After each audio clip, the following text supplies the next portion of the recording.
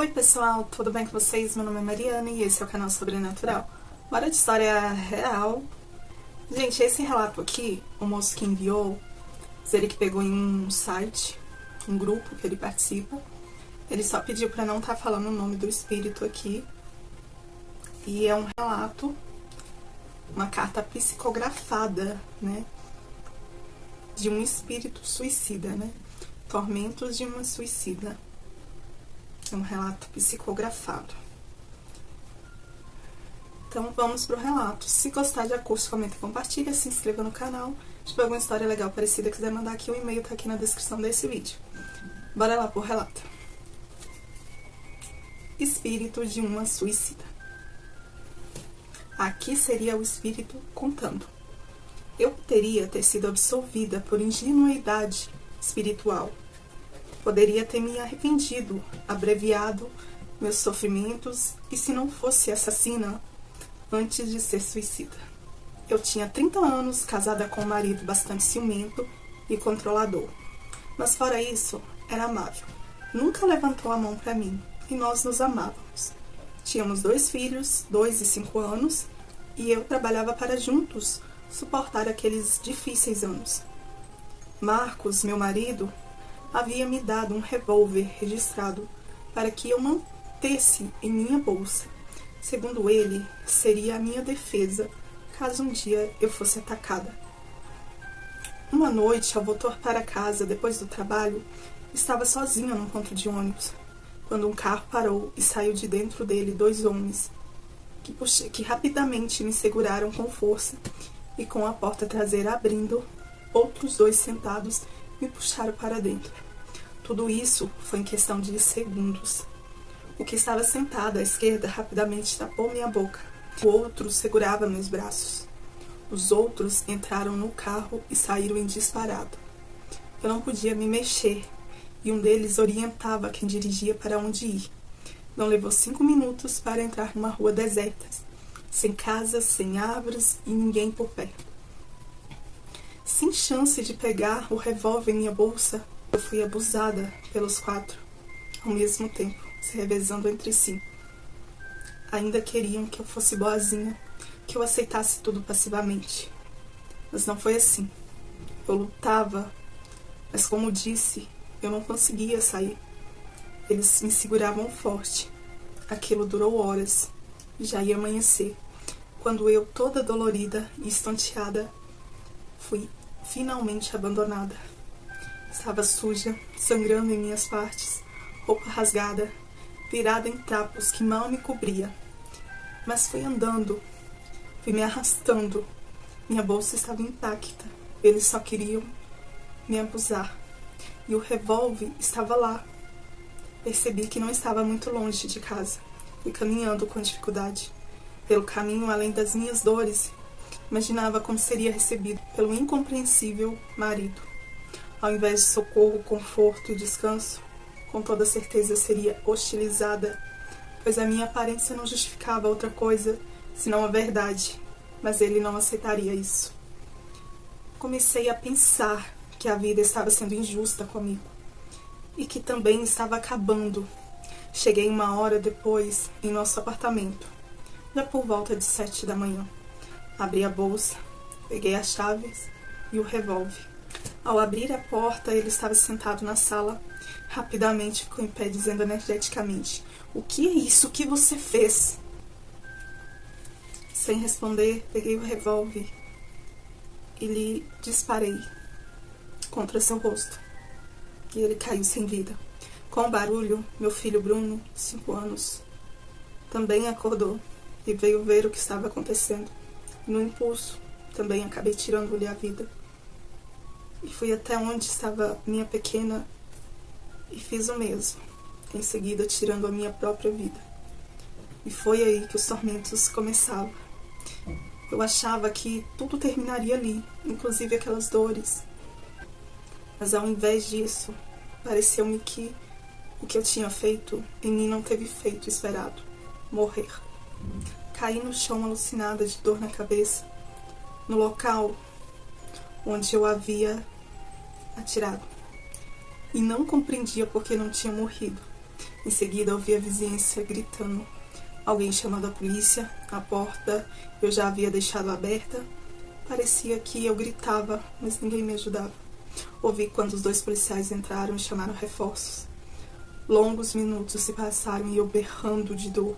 Em seguida, o apartamento ficou lotado de policiais, agentes de perícia. E apesar das minhas dores, percebi quando recolheram os corpos da minha família. Um exame superficial fez os policiais acreditarem que eu tinha sido vítima de meu próprio marido. E talvez inconformada ou enlouquecida, realizei todos os disparos. Não sentindo que eu estava morta, pensava que eles estavam cometendo o erro em não me socorrer. Assim fui posta em um saco mórbido, quando além das dores do corpo, se nada dor de cabeça, agora também sentia sufocamento. Como um saco de batatas, fui atirada na caminhonete do ML. Vários momentos depois me pegaram, caminharam comigo sendo levada e de repente me jogaram em uma superfície. Abriram um saco e me tiraram para fora. O médico legista passou a me examinar. Não sei onde foi parar minha família. O tal médico, ao invés de aliviar minhas dores, passou a extrair a bala sem anestesia. Olha o absurdo, parecia que eu gritava alucinada, como também meus berros pareciam não ser ouvidos, mantendo o médico indiferente, pois ele examinou meus órgãos inferiores, extremamente sensíveis ao toque, por doerem sem cessar, além da minha cabeça. Novos tormentos, então. Consegui ouvir ele alterar o laudo de atacada pelo marido por estuprada por muitos e durante muito tempo. Ele chamou os auxiliares que me pegaram e mergulharam num tanque, com água semelhante a uma banheira, porém rústico. Me senti afogada e desesperada, chegando quase a esquecer das dores. Depois fui posta numa maca, levada para algum lugar. Acho que a câmara fria. Fechada a pequena porta atrás da minha cabeça, tudo ficou escuro e congelante. As dores, aos poucos, foram dando lugar a calafrios, sensações de febre, câimbras generalizadas, todas as sequelações de pneumonia aguda. Já estava com meu corpo em grande parte com profunda dormência, e achava que finalmente morreria assim. Não sei quanto tempo se passou, mas aquela pequena porta se abriu, de repente, e fui tirada dali. Aos poucos fui me sentindo assim, como se as dores voltassem novamente. Fui colocada num caixão. Fecharam a tampa e a escuridão, o sufocamento tomaram conta. Dores, medo, falta de ar, e o caixão era sacudido, aumentando a intensidade dos meus flagelos. Quando de repente parou e a tampa foi aberta, eu estava em meu velório. Eu, desesperada, tentava de todas as maneiras mostrar que eu estava viva e com muitas dores. Gritava chorando para minha mãe e meus irmãos, mas pareciam que não me ouviam. Eu até esperava momentos de silêncio para tentar novamente, mas ninguém me ouvia. Com dificuldade, consegui ouvir comentários sobre o que realmente aconteceu, mas ninguém afirmava nada. Era uma mistura de dores, desesperos, ódio, e por eu estar ali, e pela clara possibilidade de ser sepultada viva. Logo o caixão foi fechado. Medo, desespero e escuridão fez eu começar a ouvir vozes trevosas. Novas sacudidas até uma parada brusca. Senti-me ser pousada suavemente no que seria então a minha sepultura. Eu tentava gritar novamente, chorava, tentava me mexer, mas o silêncio era avassalador. E se iniciava, mas um silêncio avassalador se iniciava. Todos estavam indo embora e me deixando a própria sorte. Na escuridão do caixão, as vozes se intensificaram. Um misto de blasfêmias de meu marido contra mim, maldição dos familiares dele, e de vozes trevosas estranhas. E as dores estão presentes. Agora, a da minha cabeça era mais intensa. Passei a ouvir uma voz bem diferente que me dizia... Vou dar o nome dela aqui de Marta. Marta, arrependa-te. Peça ajuda a Deus. Eu, cheia de ódio, respondi: Deus? Que Deus? Olha o que eu passei. Onde estava Deus? Atendendo já os favorecidos? E a voz insistiu. Tudo o que acontece é por nossas próprias escolhas, não por causa de Deus. Arrependa-te e peça o seu perdão. Eu dizia pedir perdão? Pelo quê? Por que ser pobre, trabalhadora, ser atacada ao voltar do trabalho, indefesa, ser violentada por 4 homens que fugiram e agora com certeza nada vão lhe acontecer? Acha que isso foi minha escolha? Onde está o justo? Onde está o bom? O que acha que meu marido faria comigo se eu não abreviasse tudo? E aí passei a gritar: maldito Deus! Mas a minha voz só eu ouvia. Outras vozes também passaram a ouvir. Isso mesmo. Deus é só para quem Ele quer. Quando sair daí, poderá se vingar. Sofra mais, porque o gosto da vingança será maior. Essas seriam as vozes que ela ouvia. E os tormentos foram se intensificando, se tornando ainda maiores. O tempo foi passando e minha agonia aumentando cada vez mais. Escuridão, sufocamento, dormências, tudo misturado. Com sede, fome e inúmeras dores, não dormia. Meus pensamentos me perturbavam cada vez mais. Senti vontade de fazer xixi e segurei o quanto pude. Em dado momento, senti a urina sair, causando ardência horríveis em meus óculos, provavelmente em carne viva. Aos poucos um fedor emanava, fazendo quase esquecer a dor da minha cabeça. À medida que passava o tempo, o fedor se tornava entorpecedor, mas infelizmente não fazia eu perder os sentidos. Pelo contrário, me causava náuseas, tinha sensações de vômito, cujo mau cheiro se misturava a outro. Eu estava entrando no estado de putrefação. As vozes se repetiam e eu respondia àquela do mesmo modo. Perdi a noção do tempo. Os terríveis odores lentamente davam lugar a formigamentos, cada vez mais fortes e generalizados. Era uma larva se procriando. Isso foi aumentando de intensidade. Já não sabia se eu sentia sede, fome, dor e sufocamento. Eram aflições e agonias de toda parte. Sem poder me mexer, inerte, presa a castigos que não compreendiam o merecer, exceto pelo assassinato da minha família. As atuais angústias não permitiam qualquer raciocínio meu. Os formigamentos passaram, as coceiras agudas, seguida de uma ardência que aumentava lentamente todo o corpo, mas concentrado na região da barriga e costas. Aflições, agonia, desespero. Num frenesi de loucura e ódio, gritei alucinada, querendo correr, e de repente senti um puxão para trás. Estava fora do caixão e da sepultura. Ar puro, alívio, em pé e na companhia de 2 vultos, que eu não ousei olhar, mas senti suas mãos, uma em cada braço meu. Eu fui para o umbral, a região baixa. Não sei como eles fizeram, mas o cemitério se transformou em um outro lugar. Eu estava diante de uma pequena gruta, semi-iluminada, e fui deixada ali. Os vultos sumiram.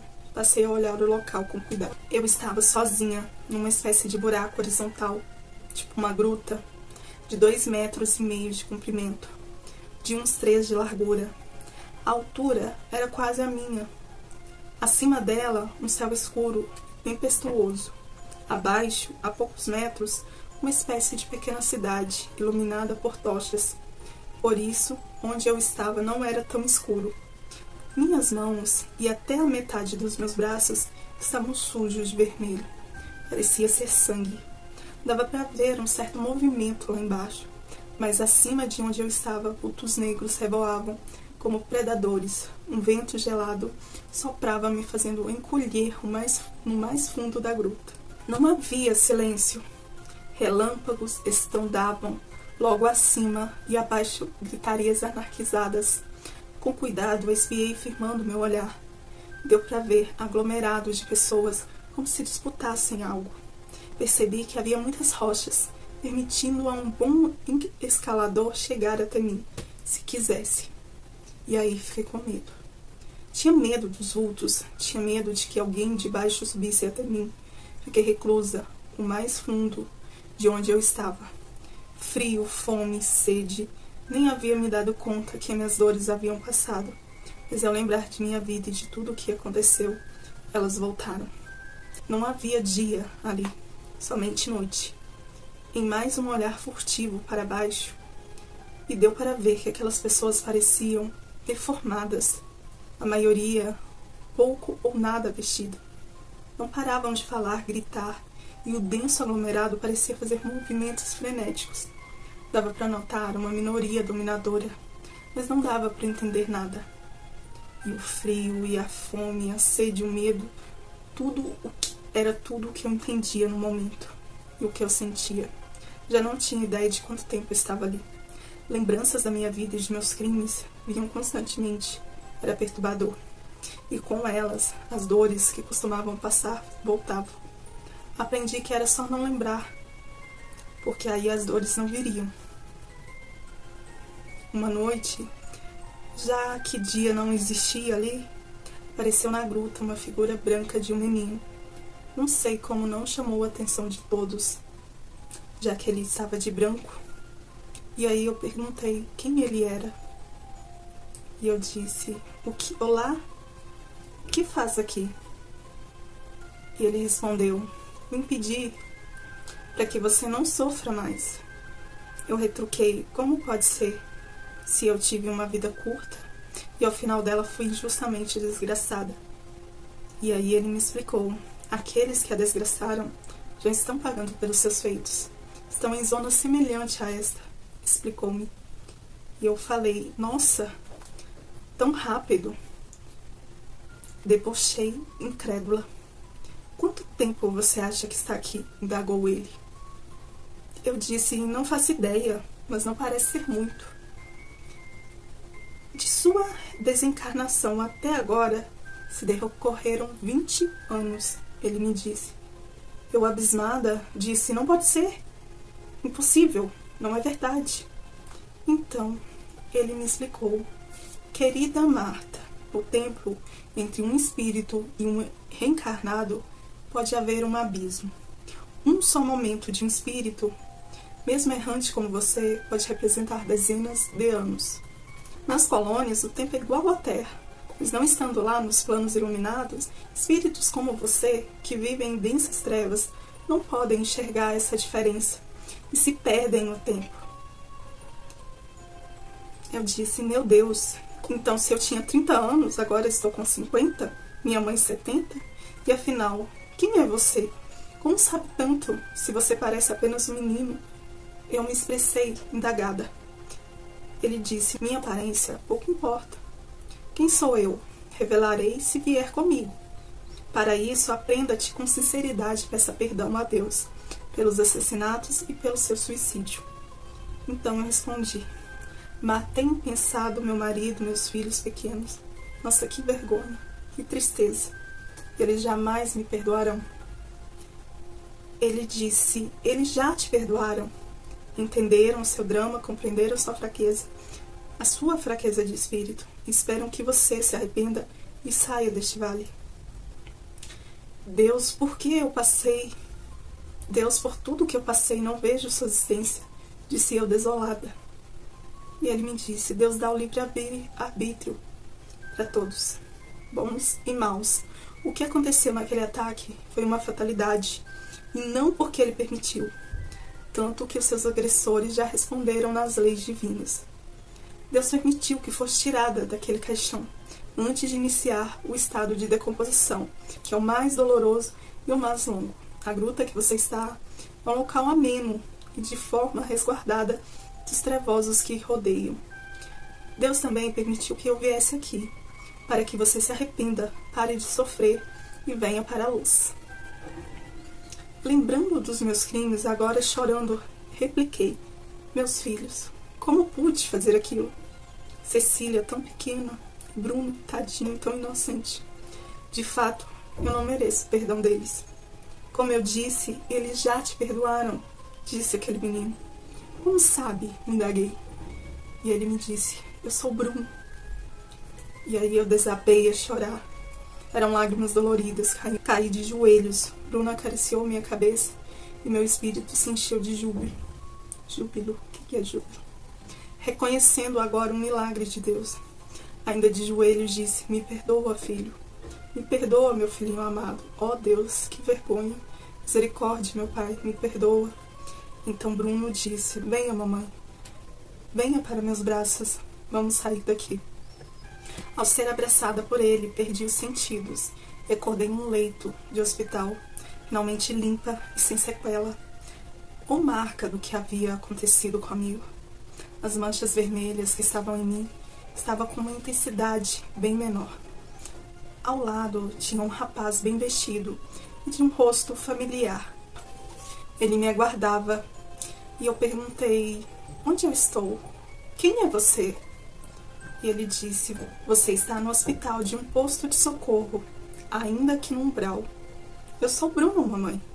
Esta é a minha aparência real. Voltei à minha imagem de origem porque, na verdade, um espírito é criança. E eu disse: tão rápido? E ele me respondeu: faz 3 meses que você está aqui internada. Ah, essa coisa de tempo. O que acontece agora? Assim que tiver alta, vou levá-la para a colônia especial, depois de ser integrada para cursos e trabalhos fraternos. Depois será transferida para a colônia espiritual. Aprenderá tudo o que precisa saber nos cursos, mas agora o enfermeiro trará algo para você comer. Deve estar com muita fome. E eu deliciei-me com uma sopa de legumes, pão e suco de frutas. Fazia dias que eu não comia. Dias depois, Bruno me levou para a colônia de ex-suicidas, onde fiquei alojada com pessoas muito queridas. Aprendi todas as consequências físicas, mental e espiritual de meu ato covarde. Bruno veio me visitar dizendo: um dia você terá que se perdoar e perdoar seus agressores. Agora, eles não têm condições disso, mas até esse dia você estará pronto. O tempo passou, minhas manchas vermelhas desapareceram, fui transferida para uma colônia, a minha colônia, onde fiquei abrigada na casa de familiares pretéritos. Novos cursos, novos trabalhos fraternos e a certeza que assim que eu estivesse preparada, reencarnarei para reparar meus erros. O Bruno, ele reencarnou. A pequena Cecília também. E meu marido, agora diferente e doutrinado, aguarda para outra vez reencarnar comigo. Ainda não definido se em papéis trocados ou não. Mas enquanto aguardo a nova experiência, trabalharei junto a outros irmãos como socorrista de reencarnados propensos ao suicídio, intuindo-os aos máximos para abandonar essa ideia, e também junto a mulheres que venham sofrer tudo o que eu passei. Aprendi que o ponto de vista dos espíritos é diferente quando reencarnados. Um dia estarei frente a frente com meus agressores. E como os mentores dizem, é bem melhor perdoar do que ter que pedir perdão. Aprendi também que o tempo, na maioria das colônias, é igual ao da Terra. O calendário, as horas. Mas se o espírito estiver com um olhar turvo, nos planos inferiores, não compreende. Assim como muitas coisas. E Deus, só o Senhor Deus, é o perdão. E Deus, só o Senhor é Deus. E o perdão é verdadeiramente um dom de Deus. E assim eu termino essa história. Ainda não reencarnei, mas espero logo reencarnar. E aqui no final tá o nome dela completa. Gente, eu adoro muito essas cartas psicografadas. E quando eu li aqui, eu tô toda arrepiada aqui. É muita emoção, né? Ela passou ali por um trauma, né? É lógico que tirar a vida de outras pessoas e a sua própria não justifica nada, né? Mas ela sofreu um grande trauma. O marido, pelo visto, tinha, mesmo que não encostou a mão nela nenhuma vez, tinha traços de, acredito, narcisista, né? Era ciumento, essas coisas. E ela achou que não ia, né? Ele não ia acreditar nisso. E o sobrenatural de tudo tá nessa ideia aí do depois do ocorrido, né? Que ela sentia que não estava morta. Ela sentia que estava viva o tempo todo, ela sentiu tudo. Ela sentia, né, por exemplo, na funerária. Na funerária não, no ML. Ela sentiu o banho, sentiu o médico lá mexendo nos seus óculos, sentiu ele tirando a bala, sem falar que parecia não, ela via tudo que estava acontecendo ali no seu redor. O velório, então ela via tudo. Tem hora que eu esqueço, eu olho pra cá, mas é porque eu tô gravando no celular hoje, não é da câmera. Vocês me perdoam se eu estiver olhando nessa direção em vez da câmera. Mas é muito legal essa carta psicografada. Pelo visto ela virou um espírito de luz, que está esperando aí pra se reencarnar. Que seja uma reencarnação, né? Melhor, né? Eu acredito sim em reencarnação. Mesmo que a reencarnação não quer dizer que você vai voltar igualmente a outra vida, mas parecido. Mas pode voltar sendo homem, mulher, que nem ela falou, né? Gêneros diferentes. E o esposo dela, né? Também tá esperando pra reencarnar junto ali com ela, pros dois poder ter uma nova chance ali, né? O filho dela mais velho já reencarnou e a outra filhinha dela também. Quem sabe, né? Pra quem entende mais sobre essa coisa de reencarnação e tudo, quem sabe ela, né, e o esposo dela não venha como filhos, né, dos filhos deles ali, vamos dizer assim. Porque muitos dizem, né, que algumas reencarnações vêm todas ali na mesma família para poder ali aprender, né, consertar os erros, né, como ela fez ali. Gente, esse relato foi muito longo. Como eu disse, o moço pegou num grupo, mandou pra cá, e eu li ele, eu me encantei, porque é um assunto em que eu acredito muito, né, o espiritismo, né, aqui, né, foi uma carta psicografada desse espírito, e ele pediu pra me ocultar o nome aqui, eu dei o nome de Marta, mas, nossa, é linda a história e eu tô arrepiada até agora. Mas se gostaram, já curte, comenta e compartilha, se inscreva aqui no canal. Se tiver alguma história parecida com essa, quiser mandar aqui pra mim, vou deixar um e-mail aqui na descrição desse vídeo. Oi pessoal, tudo bem com vocês? Meu nome é Mariana e esse é o canal Sobrenatural. Bora de relatos, e hoje é um relato especial sobre Sete Além. Vocês já ouviram falar em Sete Além? Outra dimensão? O banheiro do shopping. Oi, meu nome é João. Sou de tal cidade aqui do Brasil, que fica em tal estado, e trabalho em uma academia. Fico feliz por você ter voltado com o canal. Que seja um sucesso. Obrigada. Há um tempo atrás, fui com minha namorada ao cinema. Vamos comemorar 2 anos de namoro. Fizemos aquele programinha básico, jantamos, depois fomos assistir um filme. Assim que saímos ali do cinema, caminhamos pelos corredores para olhar as vitrines. Minha namorada disse que iria comprar uma bolsa e pediu para esperá-la próxima a uma revistaria. Desconfiei que ela queria me fazer uma surpresa de namoro.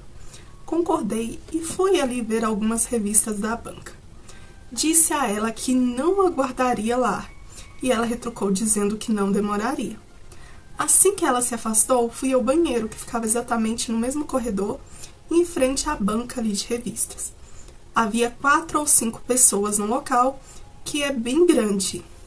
Porém, todos os mictórios estavam ocupados, por isso fui a um reserva. Jogo rápido, nem cheguei a travar a porta. Tirei o meu celular do cinto e o coloquei sobre uma para de madeira que tinha ali. O mais estranho é que não fiquei nem 2 minutos dentro desse reservado. Ouvi risos de criança dentro do banheiro, conversas. Assim que terminei de urinar, eu saí. Não sei se consigo descrever muito bem, mas já havia algo estranho naquele banheiro. Não sou muito de reparar em detalhes. Minha namorada ela é uma virginiana, então vocês já podem perceber como ela é. Apesar disso, notei que algo havia mudado. Começando ali pelas luzes, que estavam amareladas e não brancas. Muito amareladas, eu quero dizer. Uma faixa verde bem grossa cruzada na parede e os espelhos estavam menores. Não havia ninguém lá dentro. Nem crianças que haviam gargalhados ali há poucos segundos. Lavei as mãos e achei que estivesse ficando louco. Para mim, a água estava meio morna e muito grossa. Nojenta, para falar a verdade. Procurei por um papel e não encontrei. Saí balançando as mãos para secar. Fora do banheiro, eu achei que fosse desmaiar. Achei que havia saído pela porta errada, ou algo do tipo, ou talvez entrado em algum corredor novo. Bom, pelo menos foi o que eu tentei acreditar naquele momento. O shopping estava parecendo, na verdade, uma galeria. Mas ainda era um shopping ali, conceitualmente, mas estava bem mais velho e gastado. A luz era fraca, as lojas pareciam amontoadas de produto, tudo muito feio. Andei ali meio que acelerado até uma área mais aberta e tive a certeza que não estava mais em um lugar conhecido. Nada era parecido com o que eu já havia visto em algum lugar da minha cidade ou até mesmo na televisão. Começando por pequenos detalhes que me assustaram. Havia uns aquários do tamanho de latas de lixos, espalhados em todos os lugares. Dentro desses aquários, identifiquei uma espécie de pano. Sei lá, parecia um pedaço de cobertor roxo que ficava se mexendo dentro desses aquários. As pessoas iam até esses aquários e colocavam as duas mãos em cima e começavam a rir. E eram risadas feias, como se tossissem com o peito cheio de catarro. Fiquei parado, olhando para esses aquários. As pessoas vinham em grupo de 2 ou 3 e encostavam ali e riam. Mexi a cabeça para os lados rapidamente, procurando minha namorada. Tudo o que eu queria era entender o que estava acontecendo ali e ver um rosto conhecido. As pessoas passavam por mim e me ignoravam. Eram parecidas com pessoas normais, mas ainda assim não eram totalmente normais. Elas eram parecidas entre elas. Não idênticas como gêmeos. Não sei explicar direito. É como quando você viaja para algum país onde tem pessoas com traços parecidos e tem também traços particulares. E a revistaria que ficava ali de frente com a porta do banheiro também não estava mais ali. Revistaria é a banca ali, né, de revista que ele estava, né? No local, um homem vendia peças ou algo assim. Ele tinha uma mesa grande de madeira, rústicas, com vários objetos pretos. Pareciam ali ser de ferros. Os objetos tinham formato estranhos, tipo ganchos, ferraduras, engrenagens. Cheguei perto e ele me perguntou se eu ia trocar ou comprar. Eu não respondi, eu me senti mal. Uma menina de mais ou menos 7 a 8 anos, eu acredito, se aproximou e pegou uma peça de ferro que parecia uma colher negra e mostrou para a mãe dela. A mãe se aproximou e pegou uma carteira para pagar. A garota apontou a colher para mim e eu pude ver bem o seu rosto. Era normal, mas tinha algo estranho. Não sei se eram as sobrancelhas ou a distância dos olhos. Senti um medo inexplicável. O olhar da menina passava uma maldade sem tamanho. E o homem respondeu para ela: Não, ele não vai comprar. Pode pegar. Acho que ele nem é daqui, de Sete Além. A mãe me olhou com nojo. Tomou a colher da menina e colocou de volta na mesa e a puxou para longe de mim, como se eu tivesse um tipo de doença. Comecei a ficar tonto e me sentei em um banco de madeira, que era muito parecido com os bancos normais de shopping, exceto que esse era bem mais baixo e só acomodava uma pessoa. Vi outros bancos desses naquele local. Um som alto tocou e todo mundo parou e olhou para mim. Um barulho alto, grave, aquelas buzinas de navio que a gente vê em filme. Depois que esse som parou, todos retomaram seus caminhos. Pensei na minha namorada e na minha mãe.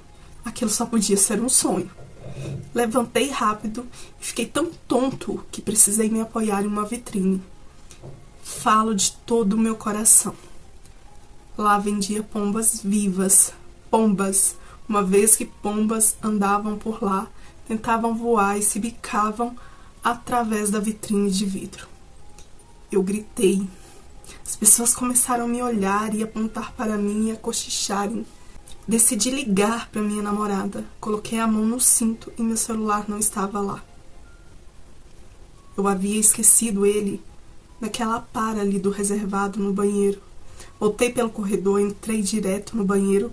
3 homens estavam sentados no chão do banheiro. Um deles debaixo da pia. Conversavam algo que eu não quis nem saber. Pulei por cima de um deles e entrei naquele reservado. Meu celular ainda estava lá. Tranquei a porta, me sentei no vaso e tentei ligar para minha namorada. Mas não consegui, não tinha sinal. O aparelho estava todo apagado.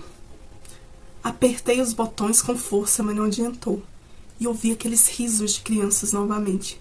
Fiquei lá uns 10 minutos até que alguém bateu na porta. E era o rapaz daquela banca de revista, da revistaria. Ele disse que havia me visto entrar no banheiro, que minha namorada já estava me aguardando na banca dele. Ele me perguntou se eu havia passado mal ou algo do gênero, e disse que eu estava pálido. O banheiro estava claro e o shopping estava normal.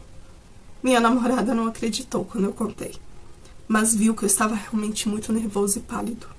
Foi o pior dia, o pior aniversário da minha vida. Estraguei nossa comemoração, passando mal do estômago horas depois. Não voltei ainda naquele shopping. Estou pensando seriamente em fazer uma terapia, porque é algo que não me sai da cabeça. Eu achei que tinha ficado louco até achar outros relatos de outras pessoas que aconteceram algo parecido. Tem relatos de pessoas que estavam andando na rua e simplesmente foram parar em Sete Além e foram perseguidas. Eu, pelo menos, não fui perseguido.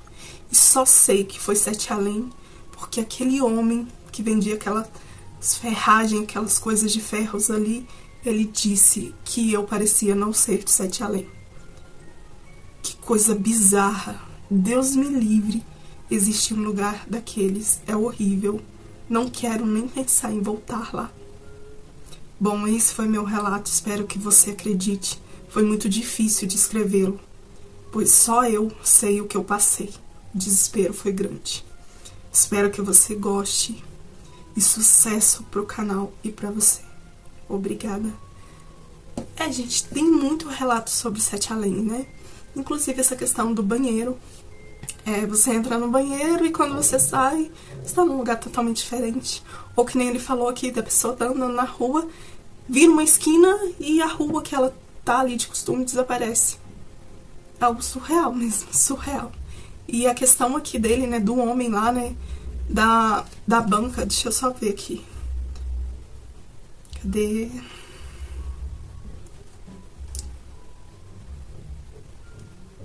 Aqui, um homem vendia peças ou algo assim. Ele tinha uma mesa de madeira rústica com vários objetos pretos que pareciam ser de ferro. Os objetos tinham um formato estranho, uns ganchos, ferraduras, engrenagem. E aqui, ó, foi esse homem que falou, acho que ele nem é de Sete Além. Quando a menina pegou ali, né, um objeto que parecia ser uma colher e olhou pra ele, eu acho que na intenção ali, né, que pra saber se ele ia comprar ou não, né. Mas é isso, né, Sete Além. Eu gosto muito de relatos assim. Então, se você tiver um relato assim, quiser mandar aqui pro canal, o e-mail vai estar aqui na descrição do vídeo. Se for comentar, que seja com respeito. Se gostar, curte, se inscreva e compartilha. Eu vou ficando por aqui. Obrigada por assistir. Até o próximo vídeo. Fui!